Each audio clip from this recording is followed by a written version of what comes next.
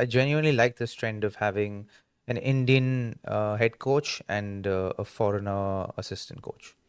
Um, It doesn't bother me what nationality you are as long as you can coach.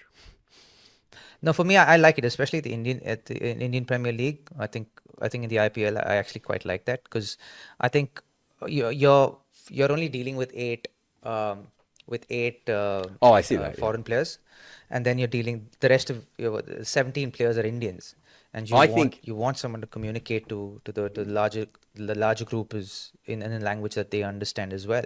Because I as get much that. as the boys try to understand what they're saying, a lot of it is lost in translation, Yeah. and and there's some of them are really high quality players. Now I can tell you for a fact that if for the likes of Rinku Singh, if say Abhishek Nair wasn't there, say to fill the gaps up, Mm. you probably wouldn't have seen we wouldn't have experienced Rinku's potential. I just think that we need to get beyond worrying about what nationality a coach is. I think you have to always understand the languages Yeah, and everything else. I agree. But I yeah, agree if there's a common language, but here the whole thing is in the Indian diaspora, like even in say for example Delhi right now, right? Natarajan's there, right? yeah. How one communicates to Natarajan is going to be very critical as to how what he understands and I how he think feels about his own game.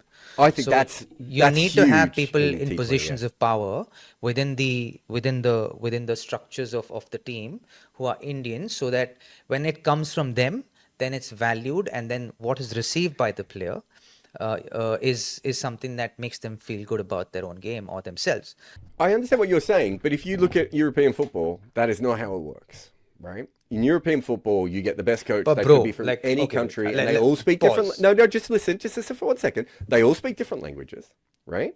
And it's up to the team then to make sure that each individual player is maximized throughout that by being professional off the field, right? And getting those But messages again, across. culturally, it's so different. I understand that it's culturally different, but my point being is that's where cricket needs to get to. We can't have this situation that you have in Pakistan where it's like, we need an overseas coach. Then they get an overseas coach. And then it's like, we need a local coach. That's all nonsense, is my point. I'm with you on the languages specifically because I think that's a really important thing and communication in general. But I don't think Yeah. that there's a thing where you need a coach who happens to come from a country. You need the right coach for the right squad, right? And then that's how you need to Agreed. match these things. Yeah.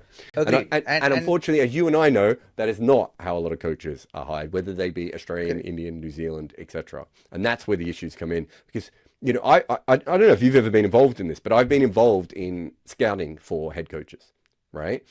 And it's incredible how little the people who hire the head coaches think about what they need.